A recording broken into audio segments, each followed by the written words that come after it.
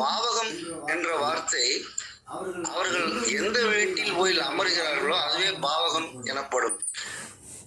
இது மூன்றுமே ஒரு ஜாதகத்திற்கு பலன் சொல்லும் பொழுது, அவரவர்கள் தசா புத்திகள் நடக்கும் பொழுது இதை மூன்றும் இணைத்துத்தான் பலனை நாம் சொல்ல வேண்டிய அவசியம் உள்ளது. அப்ப பலன் சொல்லுபவர்களுக்கு கிரகங்களின் ஆதிபத்திய வீடுகள் எவை, காரகங்கள் எனப்படும் கிரகங்களின் குணாதிசயங்களும் அவர்களுடைய செய்யக்கூடிய வேலைகளையும் நாம் தெளிவாக தெரிந்து கொள்ள வேண்டும். பாவகம் எனப்படுவது அவர்கள் போய் அமரக்கூடிய பாவகமாகும். இவை மூன்றையும் இணைத்து அவரவர்கள் தசாபுத்திகளை பலன் சொல்லும் போது பலன் துல்லியமாக வந்துவிடும். இன்று கொடுக்கப்பட்டிருக்கும் இந்த ஜாதகர் அனைவரும் இதனை வைத்து நன்றாக புரிந்து கொண்டு வேண்டுமென்றால் எழுதி வைத்துக் கொள்ளலாம். அப்பொழுதுதான் திரும்ப திரும்ப உங்களுக்கு புரியும். இந்த ஜாதகர் 27/4/1962 அன்றைய தேதியில் அதிகாலை 2:30 மணிக்கு மதுரையில் பிறந்திருக்கிறார். முதலில் ஆரம்பகால சூரிய தசை இந்த ஜாதகருக்கு 2 வருடங்கள் 6 மாதங்கள் வரை நடந்திருக்கிறது. இந்த கும்பலக்கணத்திற்கு சூரிய பகவான் 7ஆம் இடம் ஆதிபத்தியத்தை கொண்டவராவார்.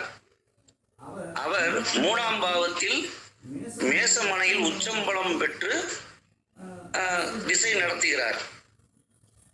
ஜாதகரின் வயதிற்கு ஏற்ப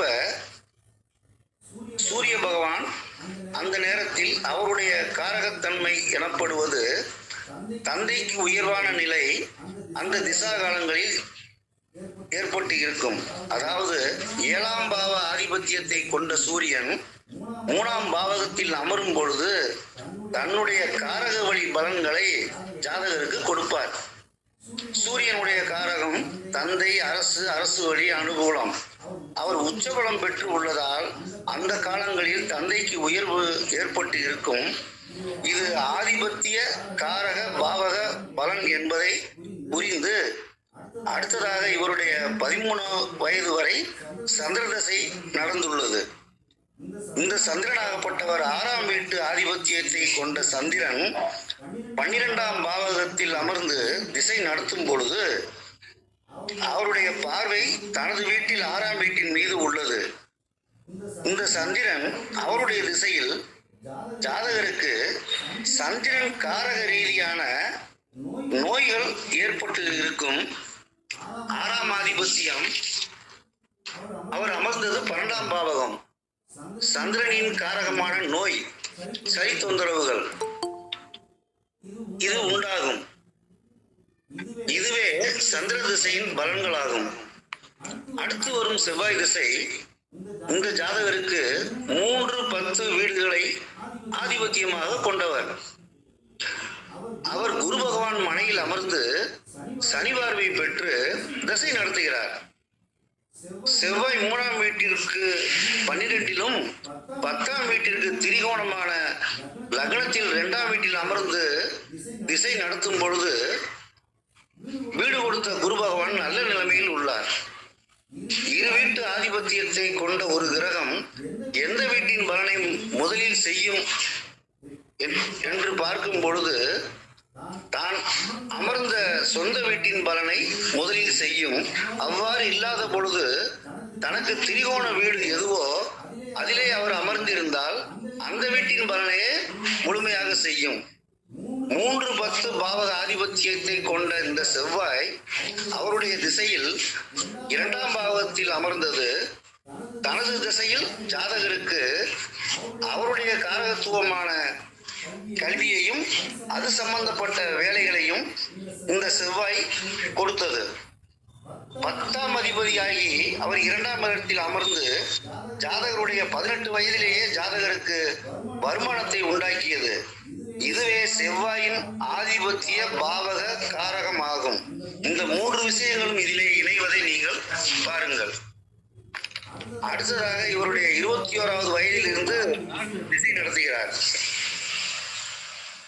பொதுவாக ராகு கேதுகள் 6, 12 வீடுகளில் அமர்வது சிறப்பான நிலையாகும். அதிலும் இந்த ஜாதகத்தில் கடகத்தில் ராகு அமர்ந்து வீடு கொடுத்த சந்திரனின் பார்வையை பெற்று திசை நடத்துகிறார். லக்னாதிபதி சந்திரனின் பார்வையும் ராகு மீது உள்ளது. 18 வருடங்கள் வரக்கூடிய இந்த ராகு திசை தனது புத்தி காலங்களில் ஜாதகருக்கு தொழில் ரீதியான முன்னேற்றத்தை கொடுத்தது. வேலை செய்யும் இடங்களில் நல்ல வருமானத்தை கொடுத்தது. மேலும் அந்த நேரங்களில் ஜாதகரை கடன் வாங்குவதற்கு முயற்சி செய்யக்கூடிய வேலையை ராகு கொடுத்தார்.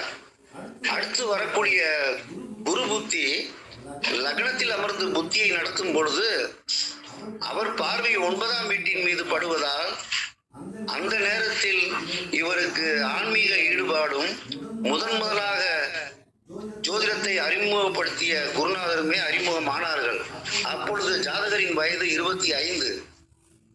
அடுத்து வந்த ராகு திசை சனி புத்தி காலங்களில் சனியும் சந்திரனும் 6ஆம் பாவத்தை பார்த்து ஜாதகர் கடன் பெற்று சொந்தமாக தொழில் ராகு திசை சனி புத்தி காலங்களில் செய்ய ஆரம்பிக்கிறார்.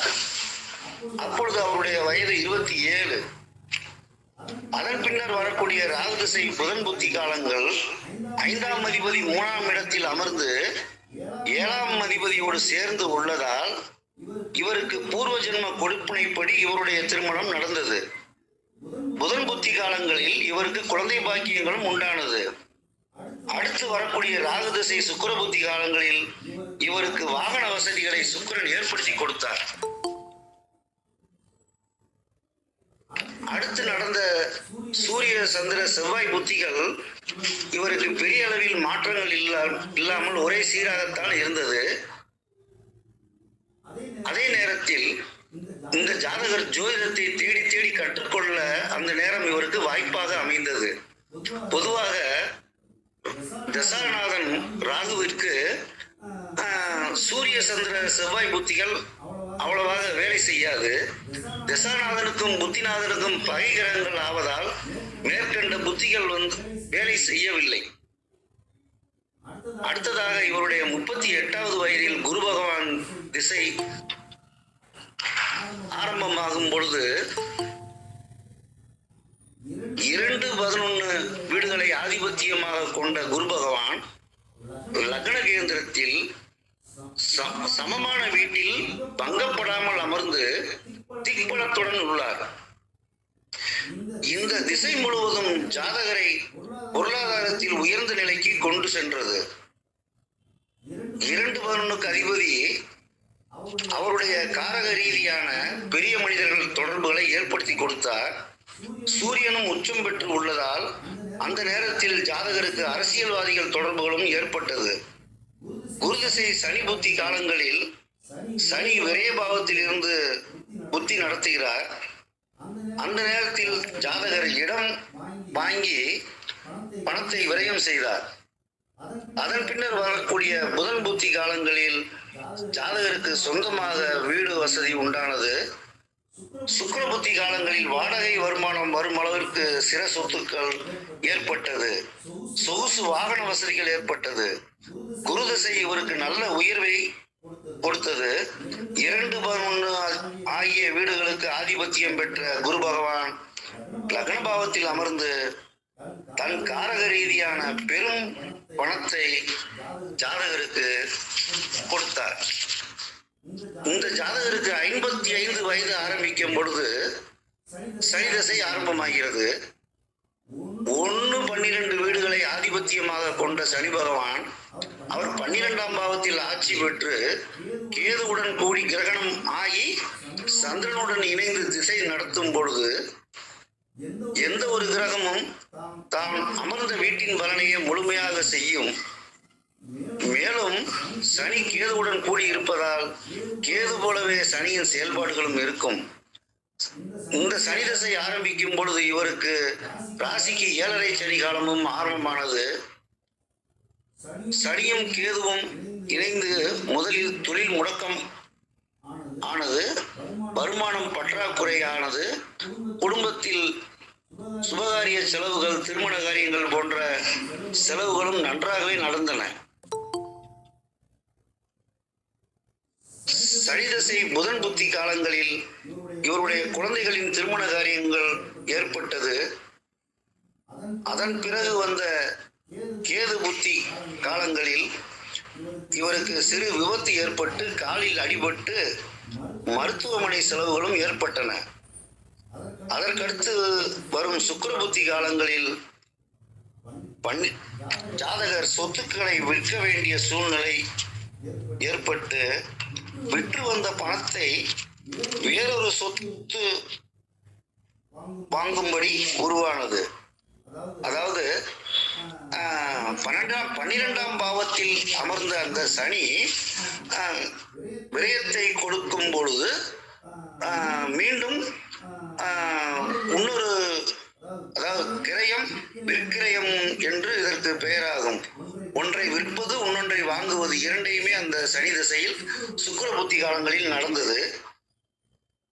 பின்னர் இந்த ஜாதகர் 12ஆம் பாவம் இயங்குவதால் இவர் பிறந்தை வெளியூரில் சென்று வாழும் கட்டாயம் உண்டானது. இதற்கு இடையில் ஜோதிடத்தை கற்ற வித்தையும் சுவாமிகளின் ஆசீர்வாதங்களும் இவருக்கு ஜோதிடம் கைகூடி வரப்பெற்றது இந்த ஜாதகருடைய பாக்கியமாகும். ஆதிபத்தியங்களை கொண்ட கிரகங்கள் தன் காரகத்துவத்தை தான் அமர்ந்த பாவத்தின் வழியாக ஜாதகருக்கு கொடுக்கும் என்பதை இந்த உதாரண ஜாதகத்தின் மூலமாக நான் எடுத்து கூறியுள்ளேன். வேறும் மற்றவர்களுடைய ஜாதகங்களையும் நாம் ஆய்வு செய்யும் பொழுது இதனை போன்றே நாம் ஆய்வு செய்யும் பொழுது பலன் தெளிவாக வரும் என்பதையும் கூறிக்கொள்கிறேன். சந்தேகம் இருந்தால் கேளுங்கள். அடுத்த விஷயமும் நாம் பேசலாம்.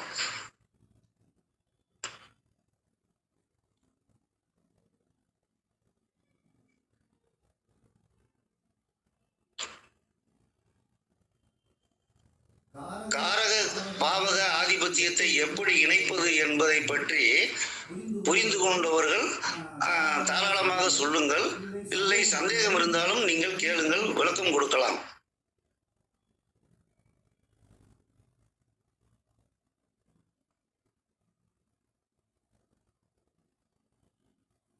எல்லோரும் அமைதியா இருக்கும் பொழுது யாருக்கும் இன்னும் புரியவில்லை என்றுதான் நினைக்க வேண்டியிருக்கிறது.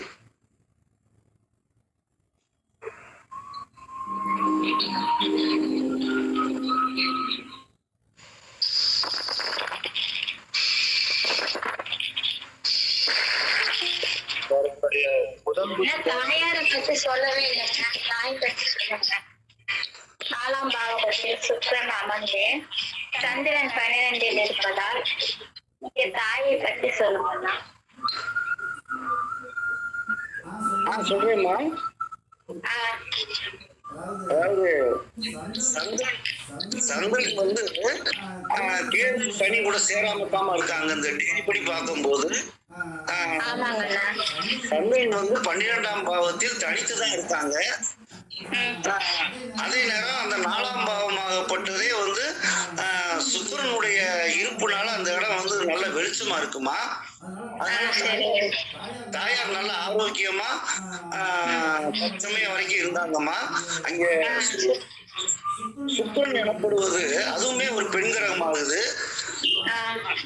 இளமையான பெண்ணுன்னு நம்ம சொல்லலாம். அதனால தாயார் வந்து அவங்க கடைசி காலம் வரைக்கும் நல்ல ஆரோக்கியமா இருந்ததாமா அவங்க வந்து சந்திரன் சனி கூட அது சேரலம்மா. சனி கேது கூட சந்திரன் இடையே கிடையாதுமா. டிகிரி படி பார்க்கும் போது அங்க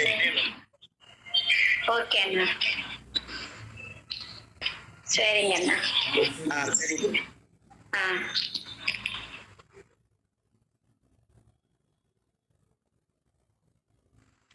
சார் சொல்லுங்க சார். கரெக்டா சார், சொல்லுங்க சார். Thank you sir.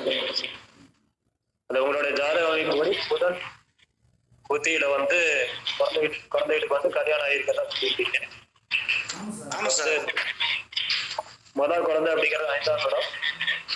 அதுக்கு வந்து 11ஆம் இடம் வந்து கல்யாணம் ஆயிருக்கு அப்படிங்கிற. ஏன்னா 2 7 11 5 9 இது மாதிரி இடங்கள் இயங்குறப்ப கல்யாணம் ஆகிடுச்சு. அப்ப குழந்தைக்கு வந்து கல்யாணம். அடுத்து வந்து இந்த சனி தசா காலங்களில் வந்து உங்களுக்கு வந்து விரயங்கள் ஏற்பட்டிருக்கிறதா சொல்லியிருக்கீங்க. சனி பகவான் வந்து 12ஆம் இடத்துல, சனி பகவான் 12ஆம் இடத்துல கட்டாயம் 12ஆம் இடத்துல என்ன கிரகம் அந்த கிரகத்தின் காரக வாய்ந்த செலவுகள் கட்டாயம் வரும். சனி பகவான் அப்படிங்கிறது என்ன அப்படின்னா காலபுரட்சி தத்துவப்படி 10 மற்றும் 11க்கு அதிபதி. அப்ப அது என்ன சொல்றது அப்படின்னா முழங்கால் மற்றும் கணுக்கால் இந்த பகுதியில வந்து அடிபடுறதுக்கு வாய்ப்பு வந்துடும். ஏன் அடிபடும் அப்படின்னு கேட்டா அங்க கேது இருக்காரு. சனி கேது இருக்கப்ப வந்து அங்க அடிபடுறதுக்கு வாய்ப்பு வரும். அடுத்து வந்து உங்களுக்கு தொழில் முடங்கால சனி பகவான் வந்து தொழில்காரங்க. அவர் வந்து பேர் என்ன உங்களுக்கு விலங்கு நாட்டம் குறைந்து ஆன்மீக நாட்டம் அதிகரிக்கிறோம். அதே நேரத்துல வந்து தொழில வந்து நெருக்கடி. நெருக்கடின்னு என்னன்னா தொழில தான் இருக்கும் ஆனா அதை செய்ய முடியாது. எப்படி சொல்றதுன்னா கிணத்து நிறைய தண்ணி இருக்கும், மோட்டர் நல்லா இருக்கும். ஆனா நீங்க போய் மோட்டர் ஆன் பண்றப்ப அங்க ஃபீஸ் அடிச்சு கெட் ஃபீஸ் அடிச்சு கரண்ட் வர. அப்ப தொழில வந்து நெருக்கடியை கொடுத்துருக்கோம். அந்த சனி பகவான் இது வந்து அங்க காம்பினேஷன் இருக்கிறதுனால. அடுத்து அங்க சந்திரனே இருக்கிறதுனால சந்திரனுங்கிறது வந்து உடல், தங்களுடைய உடல் தனிப்பட்ட உடல் சுகத்துக்காகவோ அல்லது தாயாரின் உடல் நலத்துக்காகவோ நீங்க வந்து கேர் எடுத்துக்க ஹெல்த் கேர் எடுத்துக்க வேண்டியதா இருக்கும். கேதுங்கிறது என்ன பண்ணுன்னா படுக்க போட்டுரும். கட்டாயம் அந்த காலத்துல வந்து நீங்க பெட் ரெஸ்ட் எடுத்துதான் நீங்க வந்து கியூர் ஆகி இருக்கணும். அது எப்படி சார் நடந்தது கொஞ்சம் சொல்லுங்க சார். ஆமா சார், ஸ்கூட்டர்ல வந்து ஒரு ஆக்சிடென்ட் ஆகி கொஞ்சம் மூட்டுல அடிபட்டுச்சு சார். அது ஆனா ரத்த காயங்கள் வந்து எதுவுமே கிடையாது சார். உள்ள வந்து பாத்தீங்கன்னா ஒரு ஒரு அரை இன்ச் லென்த்துக்கு வந்து உங்களுக்கு வந்து கிராக்ஸ் ஆயிடுச்சு. அப்போ பெட் ரெஸ்ட்டுங்கிறது ஒரு 2 மாசம் எடுக்க வேண்டிய கட்டாயம் உருவாயிடுச்சு சார். அது வந்து சனி தசை கேது புத்தி நடந்தது தான் சார் அது. சரிங்க சார், ஓகே. அதே மாதிரி சார் அந்த ராகு தசை புதன் புத்தி காலங்கள்ல தான் எனக்குமே திருமணம் நடந்தது சார். சரிங்க சார், புதன் புத்தி காலங்கள் ஏன்னா 5ஆம் இடத்துக்கு 11ஆம் இடம் இருக்கு. அப்ப குழந்தைகளுக்கான திருமணம் அப்படிங்கிற ஒரு இது அமைப்பு வந்துருச்சு. அடுத்த குழந்தையா இருந்தா கூட 7ஆம் இடத்துக்கு 9ஆம் இடம் இங்க இருக்கு. ஏன்னா புதனுங்கிறது 2வது குழந்தைக்கு என்னன்னா 2ஆம் அதிபதி 9 இருப்பாரு. 10ஆம் குழந்தையா இருந்தா 2ஆம் 11. அப்ப அந்த காலகட்டத்துல வந்து திருமணம் முதல் குழந்தையா இருந்தாலும் 2வது குழந்தையா இருந்தாலே நடக்கிறதுக்கு வாய்ப்பு நல்லா இருக்கு. சூரிய பகவான் வந்து நல்லா உச்சப்படையில இருக்காரு, 3ஆம் இடத்துல இருக்காரு. உங்களுக்கு தெரியும் அப்பா வந்து நல்ல இளமை தோற்றமா தான் சார் இருந்திருப்பாரு. எப்படி சார் இருந்தாரு சார்? இன்னும் நீண்ட ஆயுளோட இருக்காரு சார் இன்னும். ஏன்னா 3 பேருக்கு இளமை. ஆமா சார். அதனால அப்பா வந்து ஒரு சிலருக்கு வந்து ஒரு 20 வயசுக்காரங்களுக்கு வந்து பாத்தீங்கன்னா தோற்றம் இருக்கும். அப்பாவுக்கு வந்து வயது முறை தோற்றம் சார். நாங்க 2 பேரும் போனா அண்ணன் தம்பி தான் சார் சொல்லுவாங்க. ஓ சரி சரி சரி, ஓகே ஓகே ஓகே, சரி சார். எனக்கு இந்த ராகு திசை புதன் புத்தியில தானே சார் எனக்கும் திருமணம் நடந்தது. ராகு தசா சந்திர புத்தி. சரி சார், 12ஆம் இடம் என்கிற புதன் புத்தி ராகு திசை புதன் புத்தி. புதன் புத்தி அப்படிங்கிறப்ப உங்களுக்கு 3ஆம் இடம் புத்தி தானே சார். தசாநாதனை விட புத்திநாதன் பரவாயில்ல. அப்ப 3ஆம் இடம் இருக்கு. அப்ப 3 7 11 உங்களுக்கு வந்து திருமணத்தை கொடுத்தாரு. சரிதான் சார். சரிங்க சார். இந்த காரக பாவக ஆதிபத்தியத்தை தான் வந்து இப்ப வந்து அதுக்காக என்னுடைய ஜாதகத்தை இப்ப உதாரணமா சொன்னேன். அது புரிஞ்சவங்க வந்து எல்லாமே வந்து லைக் கொடுக்கலாம் சார். அது இன்னும் வந்து எத்தனை பேருக்கு இது இந்த ஜாதகம் இன்னும் புரிஞ்சதுன்னு தெரியல.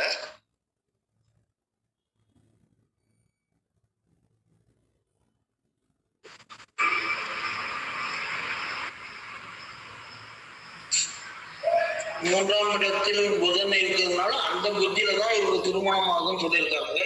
இதுதாங்களா? கரெக்ட் தாங்க?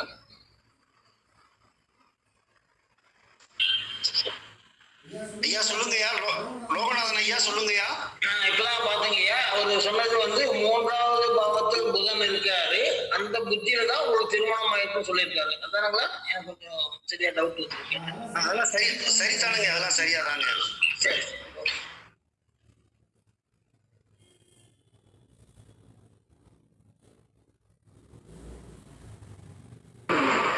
ராகு சந்திரனை போல செயல்படுவார் அல்லையா? 12ஆம் இடமும் இயங்குதல்ல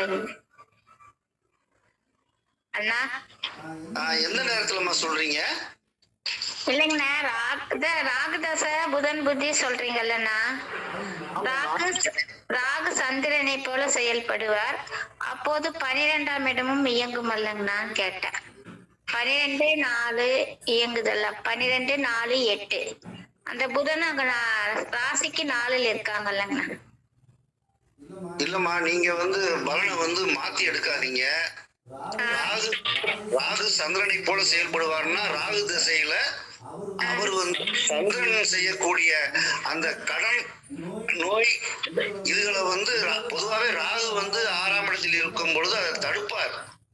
சந்திரனை விழுகிறனால ஜாதகருக்கு கடன் வாங்குறாரு. ஆனா அதே நேரத்துல பாத்தீங்கன்னா ராகு இருக்கும்போது கடனை கேட்டு எவனுமே வரமாட்டாம்மா. சரி சரிங்க. இது வந்து அரசு வழி கடன் தாம்மா நம்ம வாங்கினது. அதனால அது வந்து ஒரு பெரிய விஷயமாவே இல்லை. ஆனா இந்த ஜாதகர் வந்து எப்பயுமே ஒரு சிறிய அளவுல கடனை வந்து வச்சுக்கிட்டே இருக்கணும்மா. அதே மாதிரிதான் இருந்துகிட்டு இருக்குமா. ஏன்னா 6ஆம் அதிபதி 6ஆம் வீட்டை பாக்குறதுனால கடனை வந்து அவர் கொடுத்துட்டே இருப்பாரு. இங்க சனியும் ராகுவுமே அந்த கடனை வந்து இல்லாம பண்ணிக்கிட்டே தாம்மா இருப்பாங்க. சரிங்க. சரிங்க சார். கர்ணா சார், நீங்க ஹேண்ட் ரைஸ் பண்ணீங்க சார், சொல்றீங்களா சார்? ஆமா சார். 6ஆம் அதிபதி பணியிடத்துல இருக்காரு அப்படின்னா அவருக்கு கட்டாயம் என்ன சொன்னாங்கன்னா 6 சாப்பிட்டு கடன் நோய் சம்பந்தமான விரயம் வரும் அப்படின்றப்ப விட்டு விட்டு கேட்கறது ஐயா. அப்ப கேக்குறீங்களா? கேக்குது சார், சொல்லுங்க. 6ஆம் அதிபதி பணியிடத்துல இருக்காரு அப்படின்னு எடுத்துக்கிட்டோம்னா அப்ப கடன் நோய் எதிரி சம்பந்தமான விரயம் வரும். அப்ப கடனுக்கு விரயம் வரும் அப்படின்னு என்னது? அப்ப அந்த காலகட்டத்துல இவரு கடனை அடைக்கணும்னு நினைச்சாலும் அடைக்கணும். ஏன்னா கடனுக்கு விரயம். அப்ப கடன் வந்து விரயமாகும். இல்லைன்னா என்ன ஆயிரும் அப்படின்னா இவருக்கு ஏதாவது நோய் அல்லது எதிரி இது சம்பந்தமான விஷயங்களை வந்து இவருக்கு விரய செலவுகள் வரும் அப்படின்னு எடுக்கலாம்.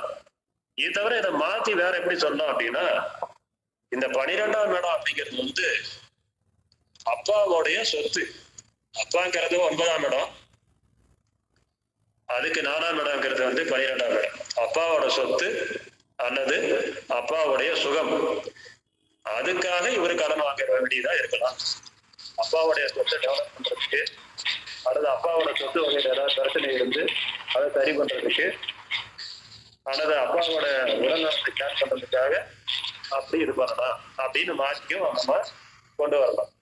இந்த காலகட்டத்துல வந்து கடனை வாங்கணும்னா இது இல்லை, கடன் இருந்து அடைக்கிறதுக்கான நோய் இருந்தாலும் கட்டாயம் ஏதாவது ஒரு செலவு பண்ணாங்க நோய் குணமாகும். ஒரு சிலருக்கு அப்புறம் ஒரு சின்ன காசு இருக்கிறவர்கிட்ட வீட்டில் இருந்தாலே சரியாயிடும். ஆனால் இந்த காலகட்டத்துல கடனா இருந்தாலும் சரி, நோயா இருந்தாலும் சரி, வெற்றியா இருந்தாலும் சரி, ஏதாவது ஒரு விரைவு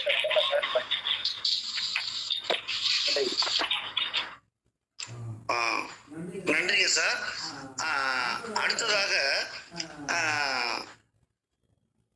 இன்னொரு விஷயமா இந்த ஜாதகத்தவே உதாரணமாக வச்சு அடுத்த ஒரு விஷயங்கள் வந்து எல்லாத்துக்குமே நான் வந்து கொடுக்குறேன் சார்.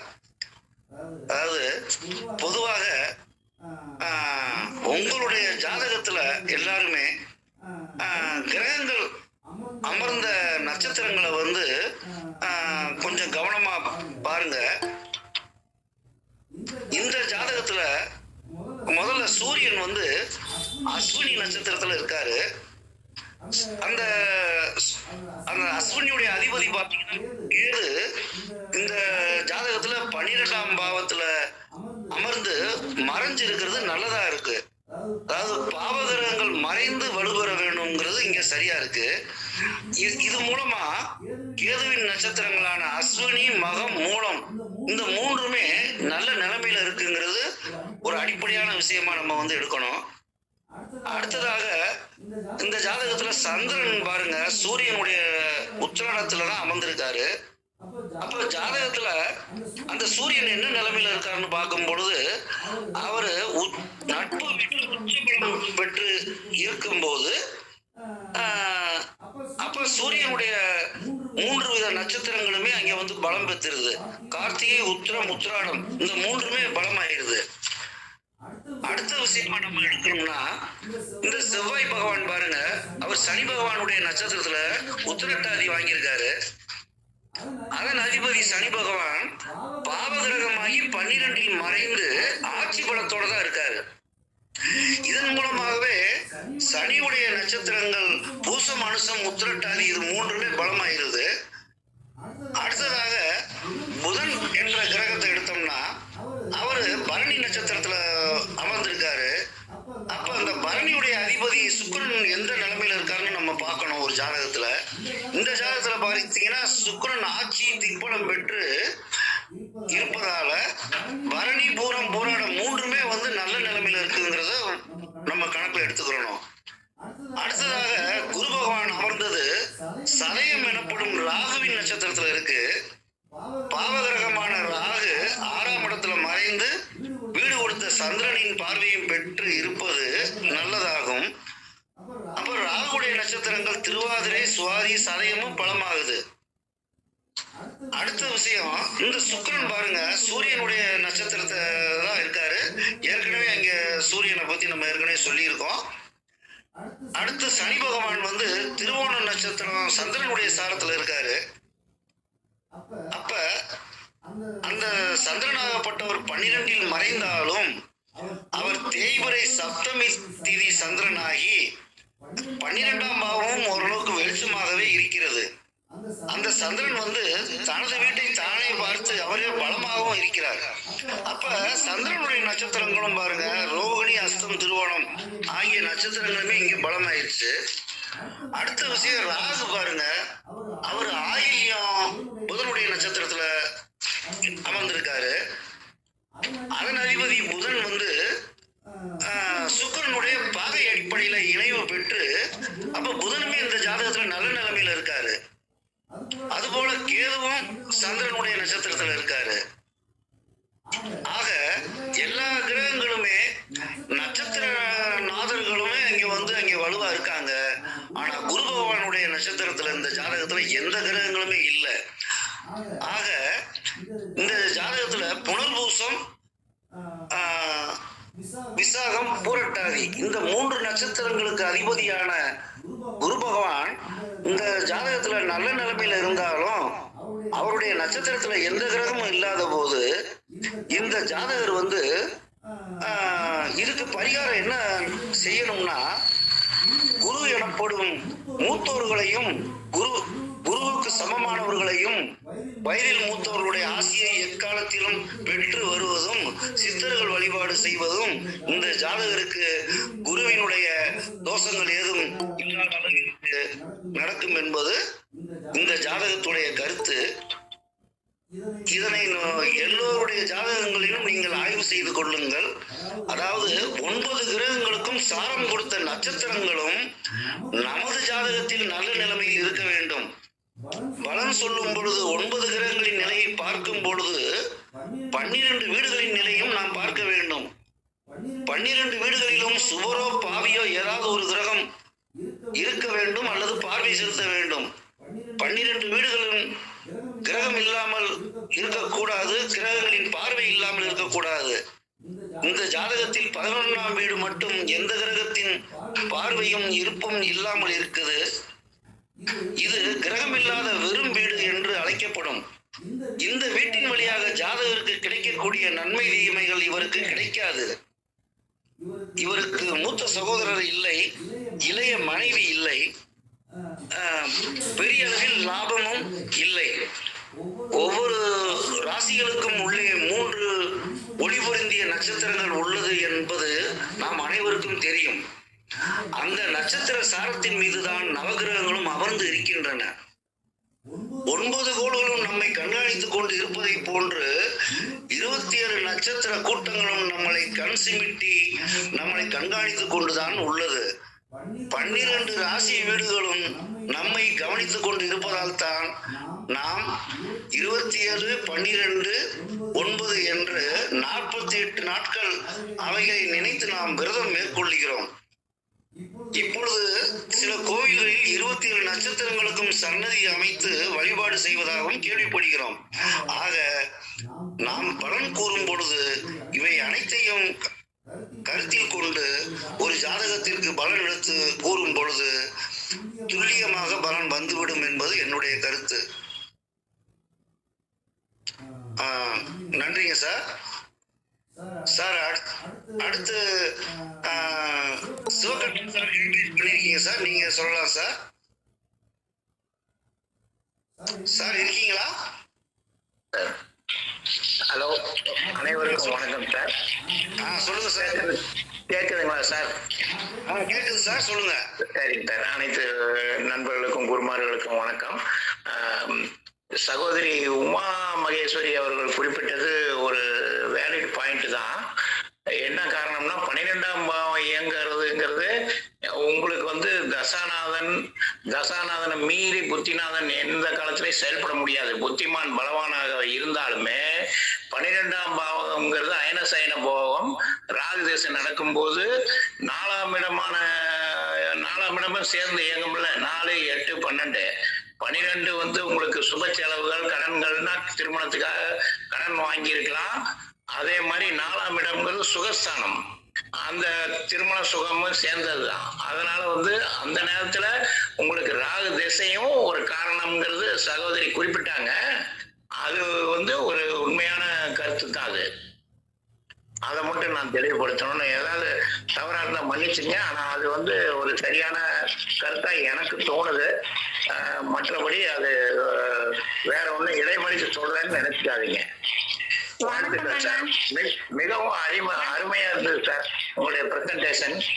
எதையும் கொடுக்கறதுக்கு நமக்கு இது இல்லைன்றதுனால நான் இது பண்ணேன். ஏற்கனவே நம்ம 2 பேர் தனிப்பட்ட முறையில உங்களுக்கு டிஸ்கஸ் பண்ணதுனால நான் இது பண்ணல.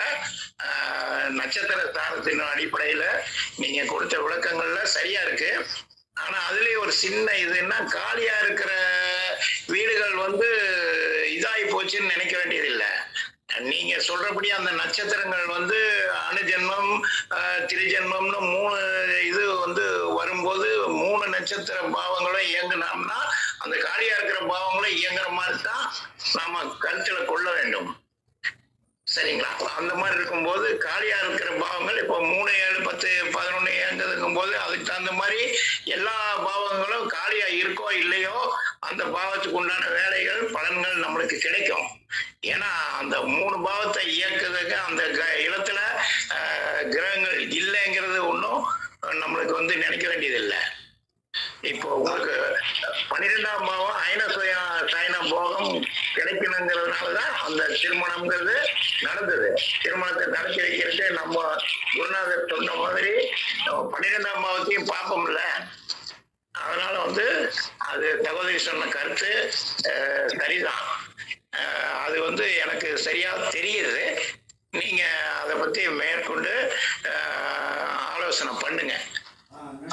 வேற ஒன்றும் குறுக்கிடுறேன் அப்படிங்கிற மாதிரி வேற எதுவும் எதிர்கருத்துங்கிற மாதிரி நினைக்க வேண்டாம். விவாதத்துக்காக சொல்றேன்னு நினைக்க வேண்டாம். அதுல வந்து உண்மை இருக்குதுங்கிறது என்னுடைய தாழ்மையான அபிப்பிராயம். சரிங்களா? நன்றிங்க சார். நன்றி சார். நன்றி சார். வணக்கம். கொஞ்சம் மீட் பண்ணிக்கோங்க. வணக்கம் அண்ணா. சொல்லுங்கம்மா. நான் சொன்னது வந்து 12ஆம் இடமே இயக்குது. அந்த ராசிக்கு 7ஆம் இடம் ராகு இல்ல, அதுவும் சேர்த்துதான் நினைச்சிட்டு சொன்னேன். ராகு புத்தி, ராகு தசா, ராசிக்கு 7 ராகு தசா, சந்திரன் 12ஆம் இடமே இயங்குதுன்னு அதுதான் சொன்னேன். சிவகண்ணன் அண்ணாவுக்கும் நன்றி. அண்ணா சிவகண்ணன் அண்ணா நல்லா இருக்கீங்களா? நல்லா இருக்கேன்.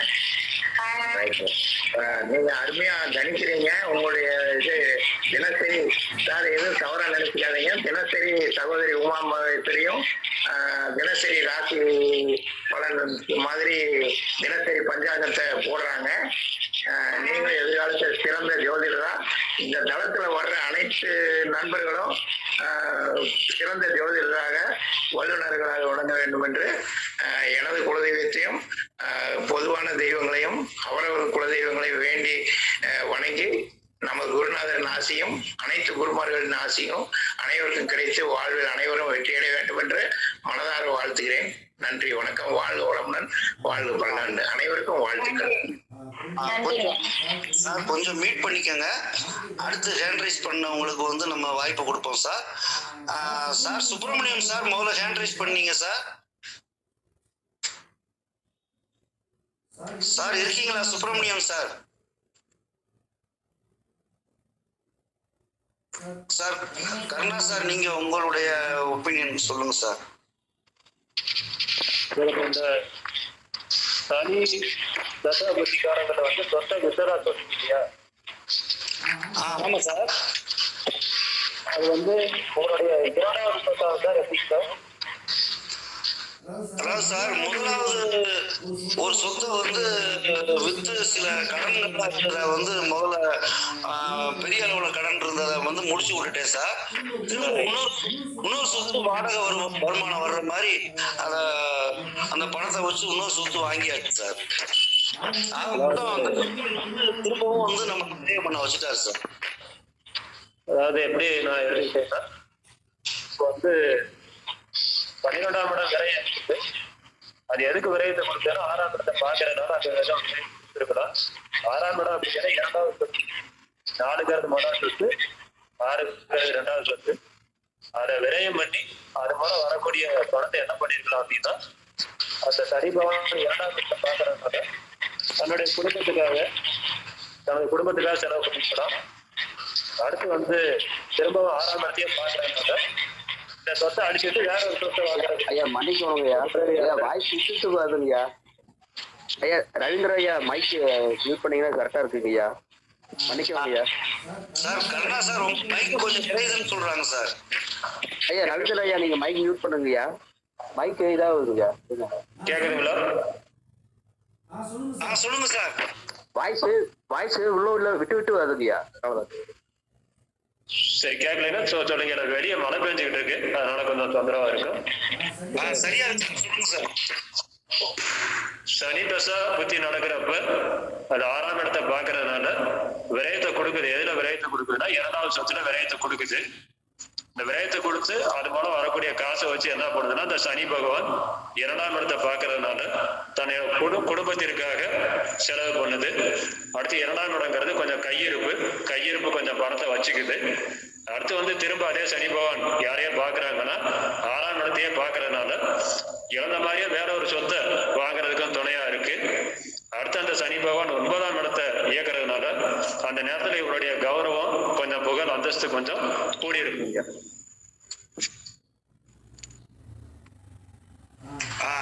நன்றிங்க சார்.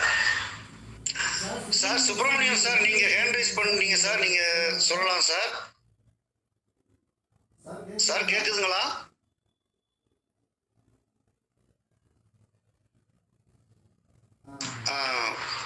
இப்போ உமா மகேஸ்வரி மேடம் வந்து ஒரு சந்தேகம் ஒன்று சொன்னாங்க சார். அதாவது சந்திரன் 12ஆம் இடம் தாயார் அப்படின்றத வந்து அவங்க சொல்லும் போது இந்த ஜாதகருடைய 3 வயதுல இருந்து 13 வயது வரைக்குமே வந்து சந்திரதசை நடக்கும் பொழுது அந்த குழந்தைக்கு வந்து உடல் சூழ்நிலைகள் வந்து தாயாருக்கு மன வருத்தத்தை கொடுத்துருக்கலாம் இல்லைங்களா? அப்ப அதாவது சந்திரதசை நடக்கும் பொழுது அந்த திசை காலங்கள்ல குழந்தைக்கும் வந்து சளி தொந்தரவுகள் முடியாத சூழ்நிலைகள் நடந்திருக்கலாம். அப்ப தாயாருக்கும் அது வந்து ஒரு மன வருத்தமான ஒரு காலமா இருந்திருக்கும். சந்திரனை வந்து அந்த தாயாருன்னு நம்ம எடுக்கிறோம். மற்றபடி அந்த சந்திரதசை தாண்டின பிற்பாடு வந்து ஜாதகருக்கோ தாயாருக்கோ எந்தவித பிரச்சனைகளும் இல்லைங்கிறத வந்து உமா மகேஸ்வரிக்கு நான் சொல்லிக்கிறேன் சார்.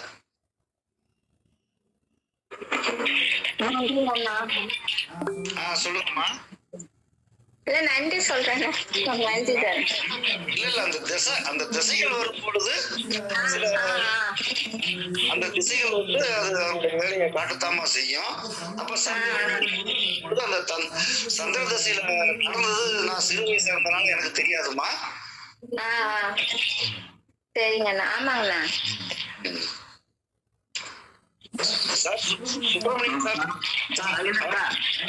சொல்லுங்க சார். வணக்கம் வணக்கம். 2 வாட்டி இது கட்டாயம் போச்சு நெக்ஸ்ட்டுங்க. சரிங்க சார், சொல்லுங்க சார். ரொம்ப அற்புதமான பிரசன்டேஷன் நீங்க சொன்னது. அதாவது ரொம்ப சிம்பிளாகவும் எளிமையாகவும் ரொம்ப பிரமாதமா இருந்தது. ஹலோ சார், கேக்குது சார், சொல்லுங்க சார். ஆதிபத்தியம் சார் எனக்கு நீங்க சொன்னது உடனே எனக்கு ஹாரோஸ்கோப் பக்கத்துல வச்சு அதை வந்து டேலி பண்ணி பார்த்தேன். ஓ சரிங்க சார். அதாவது 80% மேல கிளீனா வந்தது. இந்த குழுவுல வந்து சம்பந்தப்பட்டவங்க எல்லாருமே ஜாதகத்தை கொடுக்கலாம். இதே மாதிரி ஜாதகத்தை வந்து முழுமையா ஆய்வு பண்ணலாம் சார். நல்லது. வாழ்க்கைய வந்து முழுமையா வந்து புரிஞ்சுக்கணும்னா தெளிவான ஜாதகங்களை வந்து நம்ம பார்த்துக்கணும்ன்றது நம்மளுடைய ஒரு கருத்தா இருக்கு. உங்களுடைய பாராட்டுக்கும் நான் நன்றியை தெரிஞ்சுக்கிறேன் சார். நன்றி நன்றி. நம்ம குருஜி தான் sir. Uma Maheswaran madam, Karuna sir, Karumuthu sir, அவங்களோட இன்டர்பிரேஷன் ரொம்ப சூப்பரா இருந்தது. அந்த கருமுத்து சார் நடுவில் ஒரு பாயிண்ட் சொன்னாரு, நீ கவனிச்சீங்களே நமக்கு தெரியல. சொல்லுங்க சார். அதாவது நான் அதை 2-3 வாரத்தை யூஸ் பண்றாரு உங்க வார்த்தையை. நான் இடைமறிக்கிறேன் மன்னிக்கணும், இடைமறிக்கிறேன் மன்னிக்கணுங்கிறாரு. இதுல மன்னிக்கிறதுக்கு ஒண்ணுமே இல்ல. எவ்வளவு சொல்லி எக்ஸ்பிரஸிங் தேர் ஓன் ஐடியா. இது வந்து ஒரு இன்டர்பிரேஷன் தான், ஒரு கவுன்சிலிங் தான், ஒரு என்ன சொல்றது, ஒரு இதுதான். அதனால ஒரு ஆக்கப்பூர்வமான ஒரு கருத்து பரிமாற்றம். ஐயா புரியுதா? ஐயா இருக்கீங்களா சார்? கரும்பு சார், கருமுத்து இருக்கேன்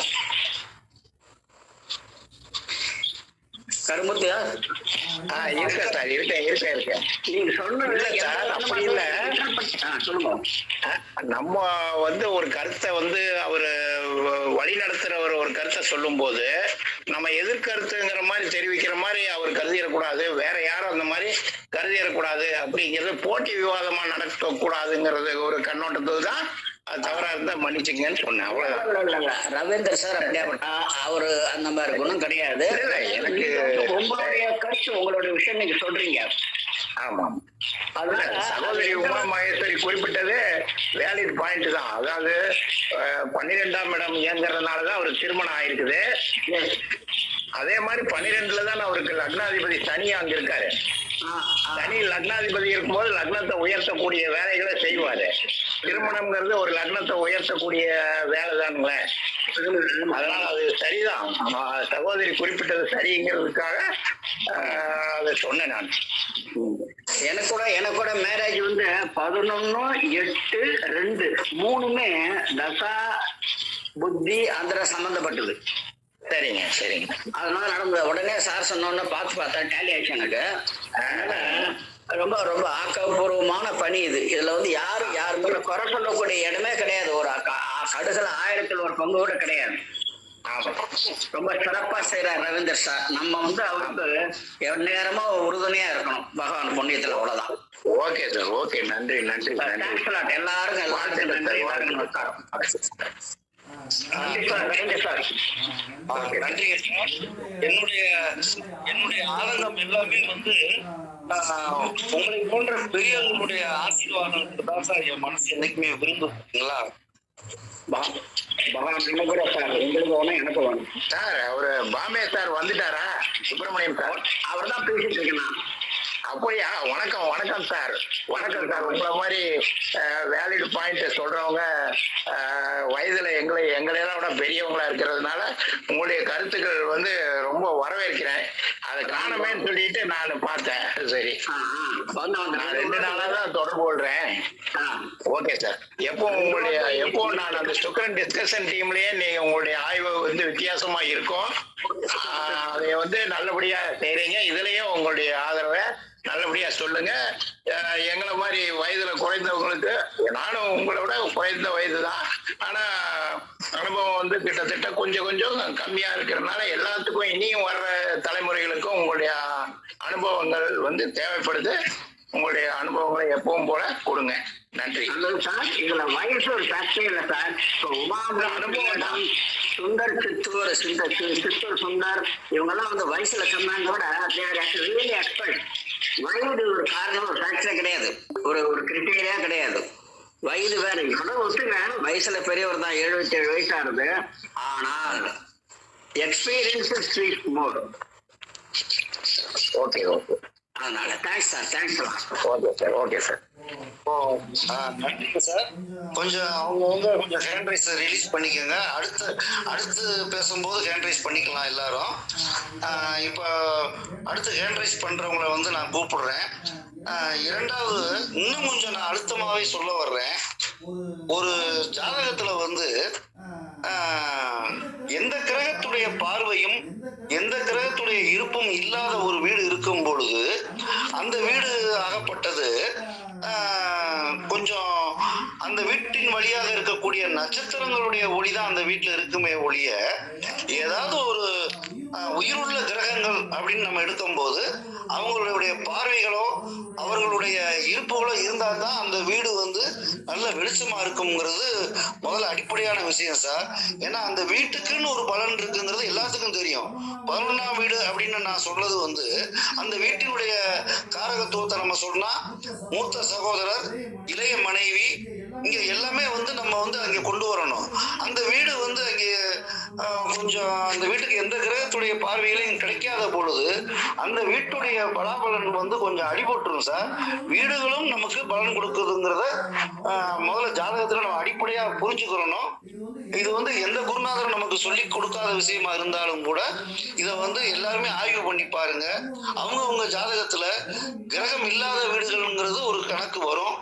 அந்த கிரகம் இல்லாத வீடுகள் வந்து பார்வைகளோ இருப்புகளோ இல்லாத போது ஜாதகருக்கு அந்த வீட்டின் சம்பந்தப்பட்டு சரியான பலன் வந்து இருக்காதுங்கிறது நான் அனுபவபூர்வமா வந்து நான் சொல்ல வரேன் சார். அடுத்து ஜோதி மேடம், நீங்க ஹேண்ட் ரைஸ் பண்ணிருக்கீங்கம்மா, சொல்லுங்கம்மா. சார் ஒரு கேள்வி சார். சனி தசை செவ்வாய் புத்தியிலேயே சார் உங்களுக்கு வேலையில பிரச்சனை வந்தது உங்களோட பிசினஸ்ல? சனி தசை ஆரம்பிக்கும் போதே எனக்கு 7.5 சனி வந்துருச்சுமா. ஓ, 7.5 சனி உள்ள வந்துருச்சா சார்? தாசபுத்தி காலத்திலேயே வந்து எல்லாமே வந்து பாத்தீங்கன்னா சுபகாரியங்கள் செலவுகள் நடந்தது. அதே நேரம் வருமானம்ங்கிறது அங்க வந்து குறைஞ்சது. மனசு முழுக்க பாத்தீங்கன்னாலே ஆன்மீகத்திலேயே நான் வந்து முழுமையான ஈடுபாட்டுல போக ஆரம்பிச்சிட்டேன். அதாவது ஆன்மீகம்ங்கிறத காட்டிலும் ஜோதிடத்தை வந்து முதல்ல சிறு வயசுல தேடி அலைஞ்சது வந்து அதுக்கப்புறம் வந்து எல்லாத்துக்குமே நான் வந்து நல்ல சொல்ல ஆரம்பிச்சிட்டேம்மா. எனக்கு சனி தசையில இருந்து பணம் சம்பாதிக்கக்கூடிய ஆசையெல்லாம் முடிஞ்சு போச்சுமா. ஏன்னா ஜாதகத்தை பத்தி நமக்கு தெரிஞ்சனால மனசு பூராமே வந்து என்னுடைய ஆர்வம் வந்து இப்ப திரும்பிடுச்சுமா வேற மாதிரி. Okay sir.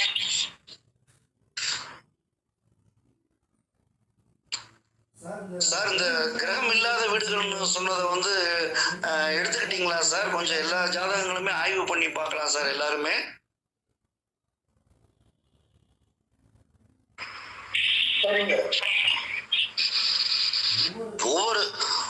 எல்லா விதத்திலையும் சரியான முறையில அமையக்கூடிய ஒரு ஜாதகங்கள் வந்து ஒரு ஜாதகரை ஒரு உயர்ந்த நிலையில கொண்டு போகக்கூடும். சில குறைபாடுகள் வரக்கூடியது பாத்தீங்கன்னா அவ்வளவு தூரம் வந்து அதனுடைய உயர்வு நிலைங்கிறது கொஞ்சம் குறையத்தான் செய்யும். இன்னும் வந்து இந்த ஜாதகத்துல நீங்க கவனிச்சீங்கன்னா பாவகிரகங்களாகப்பட்டவங்க பூரா பாத்தீங்கன்னாலே 3, 6, 8, 12ஆம் பாவங்கள்ல தான் அவங்க வந்து ஆதிக்கம் செலுத்துவாங்க. சுபகிரகங்கள் பாருங்க, 2 சுபகிரகங்கள் அவங்க இந்த ஜாதகத்துல வந்து நல்ல திக்பலம் பெற்று அமர்ந்திருக்காங்க. அப்ப சனி கூட பாருங்க ஒரு பாவியானவர் அங்கே கேது கூட சேர்ந்து அவரும் வந்து சுபத்தன்மையில தான் இருக்காரு லக்னாதிபதி. அப்ப சில ஜாதகங்களை வந்து நம்ம வந்து ரொம்பவும் தீவிரமா நம்ம வந்து ஆய்வு பண்ணணும். என்னுடைய வாழ்க்கை அனுபவத்தையும் இப்ப நான் எல்லாத்துக்கும் தெரியப்படுத்திட்டேன். வேற ஏதும் சந்தேகம் இருந்தாலும் கேளுங்க, அதுக்கு நான் விளக்கம் கொடுக்குறேன். ஜோதிடத்தை பத்தி பேசணும்னா நம்ம வந்து நல்லா பேசிக்கிட்டே இருக்கலாமா?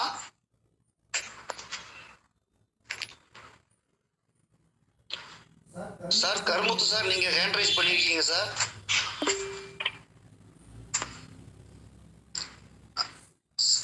சார் கருணா சார், நீங்க சொல்லுங்க சார். ஒரு ஜாதகத்துல வந்து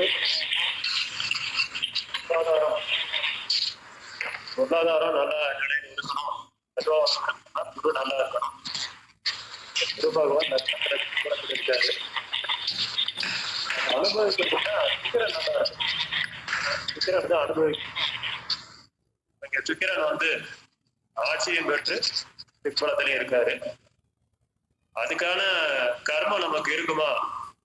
அதுக்கு ஜாதகத்தில் இருக்கான கர்மகாரகனான சனி பகவானும் இங்க ஆட்சி பெற்று கேதுவோட நிலையில சுபத்துவமா இருக்காரு. அதனால கட்டாயம் இவருடைய சுய சம்பாத்தியம் அவருக்கு இருக்கவும் அதை அனுபவிக்கவும் அதுக்கான கர்மாவும் இந்த ஜாதகத்துல வந்து நல்லாவே இருக்கு. எந்த காரணத்தை கொண்டு இவருக்கு வந்து கடனே இருந்தாலும் 5 லட்ச ரூபா கடன் இருக்குன்னா 50 லட்ச ரூபா சொத்து இருந்திருக்கும். இல்லாமேனா இவர் வந்து கடன் அப்படின்னு ஒன்றும் பெருசா வந்து கட்டிட்டு அப்புறம் வெளியே போ அப்படிங்கிற மாதிரி எல்லாம் இருக்காது. இது வந்து இந்த ஜாதகத்துல ஒரு சிறப்பு. நன்றிங்க. நன்றிங்க சார். இப்ப அடுத்தடுத்து நம்ம வந்து அடுத்த வாரங்கள்ல வேற கேள்வி கேட்ட உங்களுடைய ஜாதகங்களை அனுப்பிச்சு பலன் கேட்டிருக்காங்க. நம்ம அதை வந்து அடுத்த வாரங்கள்ல நம்ம வந்து வருஷப்படுத்தி நம்ம கொடுத்துக்கலாம் சார். இன்றைய காரக பாவக ஆதிபத்திய பலன்களை வந்து நம்ம வந்து இப்போ முழுமையா சொல்லியிருக்கோம். திரும்பவும் வந்து எல்லாருமே இதை நல்லா அவங்கவுங்க ஜாதகங்களே நீங்க பயிற்சி பண்ணி பார்த்துக்கலாம். இன்றைய ஜாதக ஆய்வை வந்து நம்ம இதோட முடிச்சுக்கலாம்னு நினைக்கிறேன் சார். வேற எதுவும் சந்தேகம் இருந்தா கேளுங்க சார். நன்றிங்க சார். இன்றைய ஜாதக ஆய்வில் கலந்து கொண்ட அனைவருக்கும் நன்றி. இத்துடன் நமது இன்றைய கூகுள் மீட்டை நாம் நிறைவு செய்து கொள்ளலாம்.